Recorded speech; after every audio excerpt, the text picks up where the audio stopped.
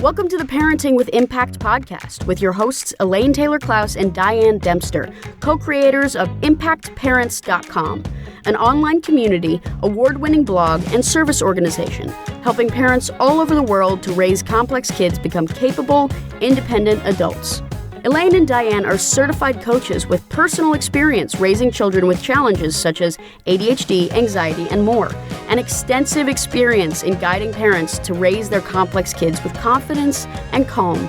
On the podcast, Elaine and Diane interview experts, bringing you cutting-edge information about your child's challenges, teach you real-life strategies to create lasting change, and demonstrate how coaching can guide you to parent your complex kids, one conversation at a time. For the essentials of Elaine and Diane's coach approach to parenting, download a free tip sheet at impactparents.com/podcast. Welcome back, everybody, to another conversation in the Parenting with Impact podcast. And today I'm so excited to welcome my friend and colleague, Dr. Carolyn Lentzsch-Parcells. Carrie, there's so much I want to talk to you about. And we're going to have to focus because, you got... Which is hard for me. Well, you got two intense ADD adult women who are passionate about the subject. So lots to talk about. But what we're going to talk about today is really you're a physician, you're a pediatrician, and I encourage you to read the show notes with her bio because there's lots of great information, but I think bios are boring to read. So we're not going to read it. We're just going to talk about it. And you have really created a specialized practice in your corner of the world around supporting what we like to call complex kids. Yes. So tell us a little bit about what you do with families of complex kids and how you came to be doing this work. Sure. So my practice is called Girls to Women and Young Men's Health and Wellness. Slow down and say that again. Oh, sorry. Our practice is called Girls to Women and Young Men's Health and Wellness. Great. We started originally as an adolescent medicine practice for young women, and we've expanded to include children of all genders, all gender identities. And in that practice, we've always had a heart for taking care of adolescents and young adults in a holistic way. Yeah. Taking care of their physical health, their mental health, all of the things, right? And in that, as a result, we do end up taking care of quite a few complex kids. For me, myself, I have ADHD, which is usually pretty clear pretty quickly. Which is why I said slow down and say it again. Right, exactly. We know this, right?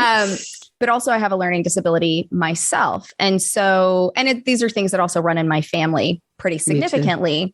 So as a complex kid myself, I have a real heart for these patients and these kids and these families. And now as a mom, I always had a heart for it even before I had my own children. Then I became a mom. Right. And God looked down and said, I'm going to give you some empathy. Yeah. And so now, in addition to taking care of these complex kids, I really understand just how important it is to really care for the parents and the family as a whole as well. Yeah. And so that's kind of why we ended up doing what we're doing. Well, I was doing a presentation at the APSAR conference, which you were lovely to support me through. And one of the things I talked about is if you're only treating the child when you're dealing with a complex child, then you are not addressing the whole situation. Absolutely. Absolutely. So what's important here about, what part of what we wanted to talk about is what does comprehensive treatment look like for any of these kids, regardless of their diagnosis, whether it's ADHD or anxiety, learning disabilities. What does it mean to really treat them holistically or comprehensively? Right. And I think that's so important because you have to look at each child, even if you have 5 kids with the same diagnosis on paper, right? Anxiety and ADHD, for example. All 5 of those children are going to look differently. All 5 of those children are going to they may have some similar challenges, but they're also going to have some different challenges. They're going to have different family dynamics. They're going to have different resources, right? So a complete comprehensive treatment plan looks at everything. It looks at is medication something that would be beneficial for this child? And if so, what? What are the behavioral therapies or behavioral modification or counseling modalities that would benefit this child? What are the parent supports needed? Do the parents need counseling for themselves? Because or I'm going to interject, or coaching. Well, I was getting there. Okay. But what I was going to say is that I think oftentimes I have to tell my parents, I'm like, you're allowed to take care of yourself. This is hard for you too. So what are the kind of mental health supports that we need? Then what are the other, like you said, coaching? Does the child need coaching? Does the family need coaching? Do the parents need coaching? Is it yes, all of the above, right? Yeah. What are the academic or work supports that are needed, and how do we obtain that? What is the education that is needed for everyone involved? And that's one of the places, honestly, I think there's a lot that coaching, you know this, I'm a big fan of the coaching. There's a lot that coaching can help with, but I think one of the things that can be so important that anybody can provide, but oftentimes they don't get until I get them in with coaching, is the education. Yeah. Right. I mean, we do that a lot. And by that, you mean an accommodated environment in school? No, what I mean is by education. Thank you. Let me clarify. What I mean is education as to what is going on with the child and how that affects the family, right? We are very lucky in our clinic that we get to spend a lot of time with our patients. So we do a lot of the education. And one of the things that I found, and that my families kind of oftentimes give us feedback on, is how important and how much of a difference just simply understanding what their child's diagnosis was, what it actually meant, what it meant for their functioning, what it meant for their family, how much of a difference that made in helping them to reframe, right? And helping them to show up better, and helping them to feel less shame and guilt about what was going on with their children. The kids have told me that this is incredibly helpful for them. And that can happen anywhere. That can happen with a physician, that can happen with a counselor, that can happen with a coach, that can happen with a teacher, but it often doesn't. Right. I was thinking about a client who came to me once, and as we started the session, I was working with a couple. They said, our teenage daughter would like to come talk to you. And she comes into the Zoom room and she says, I just want to say thank you. I mean, it was just one of those moments. And it's because what happened was when the parents got the support, and they were actually getting support for a younger child, it changed the way they were communicating with their 16-year-old and changed the whole dynamic when it came to applying to colleges. Absolutely. And so the 16-year-old came in to say, thanks for helping my parents chill out a little bit and find a different approach. So there's a parent support piece that's about educating everybody about what's really happening with the kids' issues, right? Exactly. And that's not just giving them a website, but really getting some support and understanding the nuances. Exactly. And I think there's things like, there's books and of course podcasts and, things like that can help to provide that information. But I still feel like it's still not the same as sitting face to face with somebody who actually knows your child and knows you and can actually speak to not just in general, this is what these things mean or can mean, but this is what I see and this is what it means for you. Right. And, and in the modern world, face-to-face may be in the same room and it may be Zoom to Zoom. Right. Exactly. But it's about taking the time to slow down and process what's really going on and understanding it so that you can problem solve and make some conscious decisions around it based on an understanding of what's really happening and not just a fear of what the problem is, right? Because we hear that diagnosis and we go into panic mode. Right. Something's wrong. What do I do? Right. And so we really want to take the time to slow down and sort of understand, okay, what does this mean in real life? Right. And I think having that time to speak with, again, whether it's a physician or a coach or a counselor, whoever it is, can also really help folks to understand where the gifts are. Yes. With how our complex brains work. Yeah. Because I'm not going to sit here and say it isn't challenging, because we all know it is. But there are absolutely gifts to how our brains work. And again, those things can be very individual as well. So again, being able to understand that it's not, like you said, it's not the scary diagnosis. It's not all doom and gloom. It's not, there's some gifts to it. And I think that's one of the things I learned very, very early in my career. In fact, as a first-year medical student, was the power that sharing my own diagnosis and my own story could have. Yeah. Because when your physician sits there and says to you, I have it too. I have it too. I have ADHD and a learning disability. And you see the parents and the kiddo just, the shoulders drop. There's that sigh of relief. There's that realization of, well, wait a minute. Well, if a doctor can have these things, right? It's not a death sentence. No. Right? And my kid can do what they want to do, right? They can find their spot. They can live their dream. And, that's really what every parent really wants. Right. I was talking to a client of mine this morning who's got a particularly complex kid. And what she was saying, she's been working with us for a few years. And she said, what's amazing is now, not only is she calmer and not yelling anymore, because she realized that yelling wasn't actually helping the situation, but the permission to play to the strengths, to focus on the child's strengths, really allowed her to stay in relationship with her daughter so that there's not this discord, this friction that's happening, because they're still, even though things don't always go the way she wants and there's all these complications, the foundational relationship is there because of that strengths-based approach. Yeah. And I think we actually take a strengths-based approach in our clinic. And that's with our forms, with everything. But what's really interesting is I didn't really think about it that way until you just said that, in terms of giving people permission to play to their child's strengths, which is really what we should be doing for every child, right? But the performance paradigm tells us we should focus on what's broken. And we get stuck on these concepts of what parenting means and what it means to be a good parent. Right.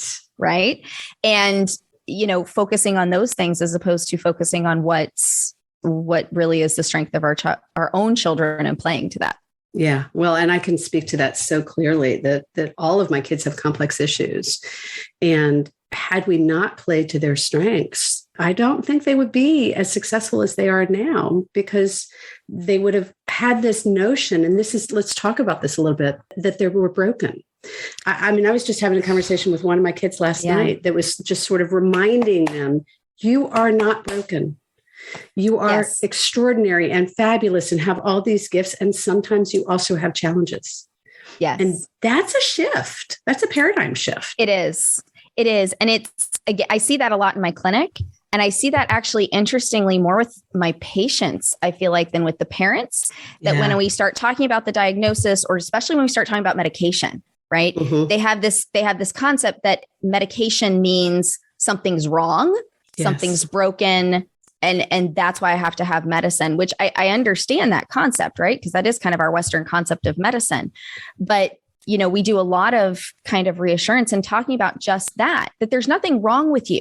You don't need to be fixed, right? We're not trying to change you or change who you are. We're trying to help you be your best self and help your brain work at its best. The way I describe the medicines and how they should, in an ideal world, if we find the right thing for you, what we're looking for and what we want from the medicine. I always tell them it's like you're a superhero and this is your origin story. And every superhero had their superpower at some point in time was thought to be bad or evil or dangerous by themselves or by society or by their family. And some superheroes just have to learn how to harness their power and control it. But some superheroes, my favorite example is Cyclops, can't do that on their own. Cyclops has laser beams flying out of his eyeballs, right? Without any assistance, that could be incredibly dangerous and destructive. So Cyclops has his visor. His visor, though, very importantly, does not take the laser beams away. It doesn't eliminate the laser beams.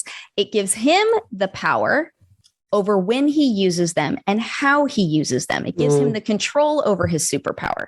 So what I tell my kids is that, ideally what we're looking for from the medicine is not for it to change your personality or who you are, how you feel, or take away any of your energy or creativity or the way you think differently. It's to give you the control and you the power over how and when you use those gifts.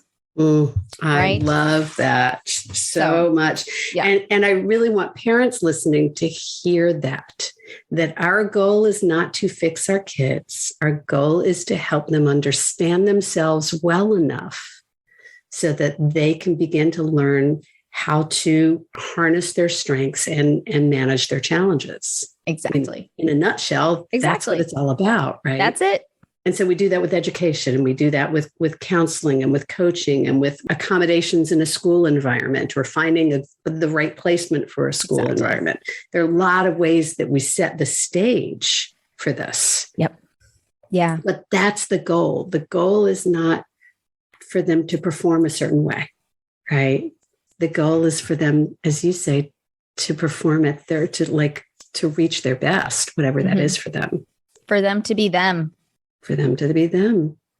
And that's, as a parent, now that you've got kids in this realm too, we had this notion of who they were going to be before we had them. And so there can be a little bit of challenge in letting them be them. There can be. And, one of my favorite things, one of our founding partners with our group, Dr. Dana Rubin-Reamer, said to me one time, she said, what she really tries to communicate to parents is to parent the child you have, not the child you wanted or the child you thought you had. Right. Right. Yeah. And that really rung true to me, even before, raising my own monkeys. And I think that's a really good message. And yet, as a parent, I feel like sometimes we don't feel, this goes back to that word permission. We don't feel like that's okay. Right. Absolutely. Like we're supposed to conform the child to some box instead of saying, well, this kid's outside that box. Our joke in our house, which actually came from a wonderful educator who knows my family well and educates at a school for complex kids. She once told me, when I said I didn't want a school that would make my child fit in a box, she was like, "Oh, honey," she's like, "I know your family. Y'all can't find the box with a map and a compass." And I love that because it's true and we're okay with it. Yeah. Well, and so that's the thing. So part of comprehensive treatment, if we circle back around to that, is about finding the path to be okay with parenting the child you have, not the child that your neighbor has or your sister-in-law says you should have, or regardless of all the messages we get from family, friends, schools, society, etc. Yeah. So what are some concerns that you hear from parents that might be helpful for them to understand in this conversation, in the context of this? As far as kind of comprehensive treatment and that kind of thing. Absolutely. I think most of the concerns, so when it comes to non-medication treatment, most of the concerns I hear are simply concerns about time commitment and financials, because it is tough. And unfortunately, one of the things we need to fix in our system is that a lot of these things are not covered by insurance. We're not covered by insurance for most people. And there's not a lot, some, depending on where you live, some of these resources may not be available, or at least not in person. So that's one of the concerns I often hear, but probably the most I hear is about the medications, of course. And there's still, we've made some progress, but there's still a lot of misconceptions and myths and fears about the medications we use for ADHD. Yeah. So those are kind of the main things. And I think oftentimes it is, it's coming from obviously a place of love and concern. They want to make sure they're not putting their child at undue risk. They want to make sure that they're making the best choices for their children. What's interesting to me, though, is, some of the things in particular that I hear are things like basically feeling like medication is a cop-out or a last resort. Yeah. Well, and I think that message, I don't know about you, I've had this conversation with several clients this week. That message carries through to us as adults. It absolutely does. As those of us who are dealing with these issues every day, when I look at that pill, and I take medication to help manage my ADHD, every day I ask myself, do I really need this? Do you do that too? I don't anymore. Right. Because I finally found what worked for me after 6 years. Well, so I understand the challenges. 15 years I've been doing this. And there's still this niggling part of me that says, and then I go back and I remember that what it's like when I'm not. And it's not a panacea. Right. It doesn't fix everything. It rounds the corners to help me manage all of the stuff that I'm managing so much more effectively. It helps me to be, frankly, a happier person. a more present mom, a more less reactive, emotionally regulated mom. Yep. Which makes the rest of my house more emotionally regulated. Yeah. But I think, it's like, I joke that God kind of looked down at me and went, "Oh, we're going to give you some empathy, my friend." Because I was actually diagnosed when I was 17, which was pretty early back then. Yeah. And I refused medication. And I refused medication for the same reasons that my patients and my parents are hesitant to start medications. I didn't want to use it as an excuse or a crutch. I was concerned about side effects, all of those things. It felt like I was saying, I can't do it on my own when I should be able to do on my own. And don't get me started on the shoulds. Diagnosed with nearsightedness, you never would have denied glasses. I can't see without my contacts. Right. I would not even be able to see this computer. And of course I wear my contacts, right? And in fact, I was really without even thinking about it. Right. My mother actually, it was completely my decision. My parents were actually really supportive. My mom's always loved the analogy of, if you were a diabetic, would you not take your insulin? Right. Right. And that this is no different. And yet. So we're dealing with this world of there's a whole level of stigma that we're not going to resolve today, but we're going to put a little, just another crack in it. Right. Yeah. We need to start wrapping up our conversation, believe it or not. So I want to go back to this notion before we wrap with sort of comprehensive treatment. So there's education for the parent. Mm-hmm. There's potentially medication support for the kid, teen, young adult, whatever age we're dealing with. Often adult, because it runs in families. Just going to say that real quick. Yeah. This is how many of us were identified. So part of that. So what else? We've sort of referenced behavior training.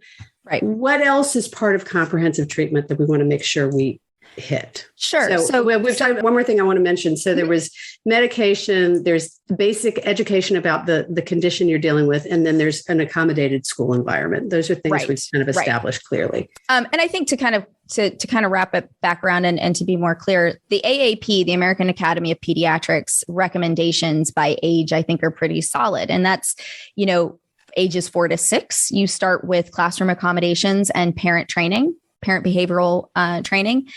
And then from ages and then if you need medication, you add medication from ages pretty much 6 on.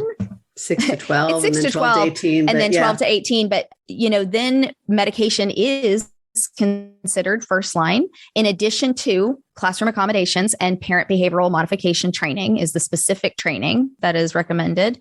And then as they become teenagers, it's still medication and classroom accommodations, but then more turning towards the kid, right? And giving them more training and coaching. And then, of course, as they get into adulthood, work accommodations, coaching, and of course, counseling as needed. The counseling, to be clear, the counseling itself, and I'm sorry, those are for kids with ADHD, because I know we're talking about kind of complex kids in general. That's the AAP recommendations for ADHD in general, but I think it really applies across the board for complex kids. Yeah, exactly. Agreed. And I think, the counseling piece, counseling in and of itself doesn't address ADHD. It doesn't address autism. It can address anxiety. It can address depression.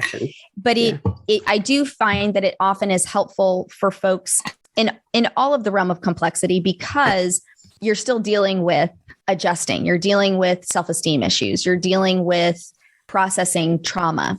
Oftentimes there's also, as I mentioned, gender identity issues, or, and the families are dealing with dynamic issues. So that's where the kind of counseling can come in. And counseling is not going to help your kid organize their backpack. Most likely. No. Right. And so that's the distinction. Like the counseling can become a construct or a support structure for managing the emotional intensity of having all of this going on. Yes. Yeah. But specifically for ADHD, it's not going to address that organizational component. That's where the parent training and the coaching really can be invaluable. And what I would add, and this is probably another conversation for us to have another time, is how much more we're beginning to see that the older the kids get with teens and young adults, how important that parent role continues to be. Yes. Right. So I've done more work since the pandemic started with parents of young adults than anyone. Yep. And because the kids aren't ready and the relationship's not ready for the kid to get the direct support. So the parents still need to do the work to get the kid or young adult ready to be able to say, yes, I'd like some help. and to use it well. Yes. So that's a whole new realm that I don't think we've got the research on yet. Yes. But from an experiential perspective, and the plural of anecdote is data. So, I love that. That's fantastic. What I can tell you is that's the shift that I'm seeing in the last couple of years is a big trend in that. All right, my friend, we have to wrap this up, which is so hard for us to do because we usually don't have short conversations. No. But this has been super, super helpful. And I really appreciate the context that you're offering for parents in terms of what does comprehensive treatment look like and what's your role in it? Because these kids are not broken. They are extraordinary and fabulous and spectacular. And we can really help them reach their full potential, which is really what I'm hearing you saying. Yes. So tell parents how they can find out more from you. How can they get more about you? Sure. So our website is www.gtw-health.com. And we'll put that in the show notes. There you go. gtw-health.com. Yes, ma'am. And we have clinics in Fort Worth, Dallas, and McKinney. So basically the Dallas-Fort Worth area. And if I could just put a little plug in too for the International ADHD Conference, because that is going to be here in Dallas, hopefully, fingers crossed, COVID allowing, as well as a hybrid, hopefully. I think it's November. It's the weekend. It's November. I want to say 17th, 18th, 19th. I might be wrong on that. We're going to say November 22, and we'll get the details. It's the weekend before. It's the weekend before Thanksgiving. Right. So the other thing I'm going to say to people who are listening is if you want to learn more from this wonderful physician and hear a really spectacular 1-hour webinar on medication management for ADHD specifically, we will put a link in the show notes to go to our events page where we always have Dr. Parcells' webinar on medication and ADHD available for a free download for people because it's such a great resource. It's always there on our events page. So we will add that to the show notes as well. Happy to share it. All right. Tell us as we wrap this up, is there anything else before we kind of close up? Is there anything else you want to share or make sure our listeners take away from today? Sure. When you said kind of talking to parents and about what their role is, I think one of the most important things to know is that you are your child's biggest advocate. So what goes along with wanting to help your child be their best self and who they are is then you have to be their biggest advocate. You have to be their warrior, right? Their sidekick, if you will, in the superhero analogy. But these things do take, unfortunately, still a lot of advocacy and a lot of work on the parts of the parents and time, but it's worth fighting for. Yeah. And it's worth fighting through those stigmas, those looks, the people who are telling you to do it differently. Yeah. Listen to your mom dar and your dad dar, and don't let anybody tell you otherwise. Awesome. Listen to your mom dar and your dad dar. I love that one. That will be repeated.